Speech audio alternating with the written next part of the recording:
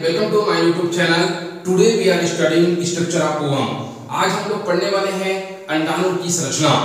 सबसे पहला पॉइंट आपको पता होना चाहिए, अंडाणु है क्या, ओवम क्या है।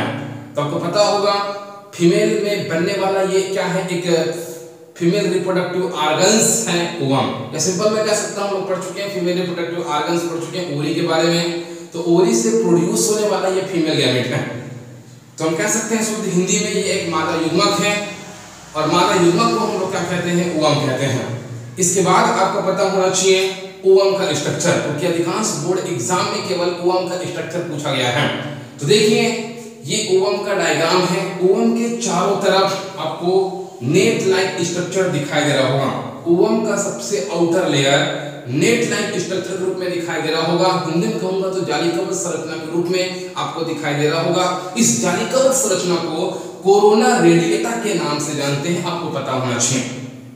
उसके बाद नंबर सेकंड पॉइंट लिखा हूं, कोरोना रेडिएटा के अंदर या कोरोना रेडिएटा के इनर साइड एक वाल आपको दिखाई दे रही होगी। इस वाल को हम लोग जोना पेलुसिडा के नाम से जानते हैं। और ये जोना पेलुसिडा जो होती है वो अंडाणु की या ओवम की एक सॉलिड वाल होती है, एक मजबूत दीवार होती है, जिस दीवार से स्पर्म क्या होती है, टकराती है। उसके बाद नेक्स्ट पॉइंट पे लिखा हूं, जोना पेलुसिडा के इनर साइड एक थिन लेयर प्रेजेंट होती है।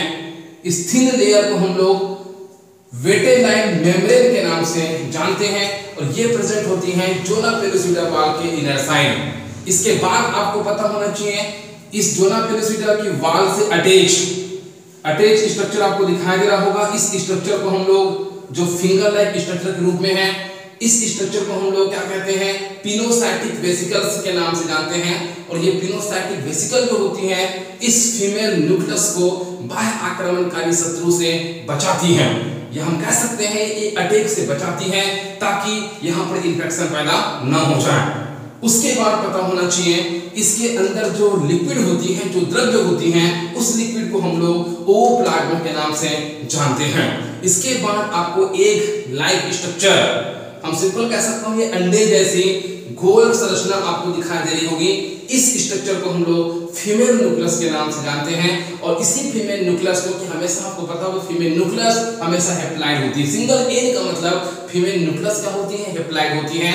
और फीमेल न्यूक्लियस के अंदर मदर के जेनेटिक कैरेक्टर जो होते हैं प्रेजेंट होते हैं, या मां के आनुवंशिक गुण जो होते हैं इसी फीमेल न्यूक्लियस में क्या होती हैं, प्रेजेंट होती हैं। एक इंपॉर्टेंट पॉइंट्स आपको पता होना चाहिए। अधिकांश बच्चे इस इंपॉर्टेंट पॉइंट का आंसर नहीं जानते, क्योंकि ये पॉइंट बुक में लिखा भी नहीं है। तो सिंपल आपको पता होना चाहिए ये क्या है, ओवम है।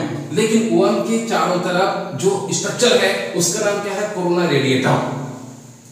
फर्टिलाइजेशन होने के जस्ट पहले साइंस हमें यह बताती है कि कोरोना रेडिएटा की जो वाल होती है वो डिसअपीयर हो जाती है।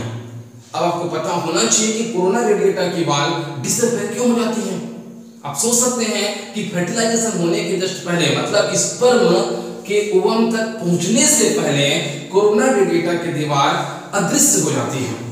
तो कोरोना रेडिएटा, अब कल्पना करो अगर कोरोना रेडिएटा की दीवार अगर अदृश्य नहीं होगा तो क्या होगा।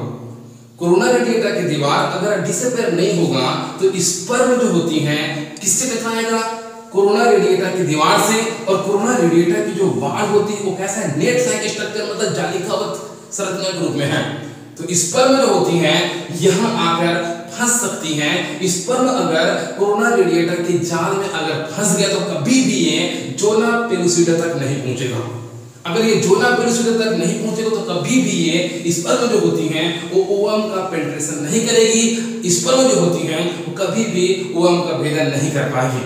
और हम कह सकते हैं स्पर्म के पास जो मेल न्यूक्लियस है वो कभी भी फीमेल न्यूक्लियस के पास नहीं पहुंचेगा, और दोनों आपस में नहीं मिलेंगे, मतलब निषेचन नहीं होगी। इसलिए साइंस में बताता है कि फर्टिलाइजेशन होने के जस्ट पहले स्पर्म का ओवम तक आने से पहले ये कोरोना रेडिएटा की दीवार अदृश्य हो जाती है, डिसअपीयर हो जाती है, ताकि स्पर्म का केवल हम कह सकते हैं स्पर्म का हेड वाला भाग जोना पेलुसिडा से टकरा सके। और आपको पता होगा कि स्पर्म के हेड वाला भाग किसकी बनी होती है, उसको हम लोग एक्रोसोम कहते हैं। और एक्रोसोम बनी होती है गोल्जी बॉडी की मैं पढ़ा चुका हूं। तो स्पर्म का कौन सा भाग ओवम से टकराएगा कई बार पूछा गया है। तो स्पर्म का हम कह सकते हैं हेड वाला भाग जो जिसको एक्रोसोम कहते हैं, वो अंडाणु के जोना पेलुसिडा की वाल से टकराएगी और ये जोना पेलुसिडा वाल का क्या करेगी, पेनिट्रेशन करेगी, जिसके कारण से इनके स्पर्म का हेड वाला भाग जो होती है ओवम के अंदर जाएगा और फीमेल न्यूक्लियस और मेल न्यूक्लियस फ्यूज होकर क्या होता है, एक जायगोट का फॉर्मेशन करेगा। बहुत सिंपल टॉपिक है, कहीं पर भी अगर आपको डाउट लगा होगा तो कुछ आप हमसे क्वेश्चन कर सकते हैं। अगर आपको वीडियो अच्छा लगा है तो इस वीडियो को आप अपने मित्रों में शेयर कीजिए और अभी तक आप मेरे चैनल में नए हैं तो मेरे चैनल को आप सब्सक्राइब कीजिए। आगे नेक्स्ट वीडियो में अपलोड करने वाला हूं difference between spermatogenesis and oogenesis, वो भी इंपॉर्टेंट क्वेश्चन जो है और बोर्ड एग्जाम में पूछे जाते हैं। Thank you very much.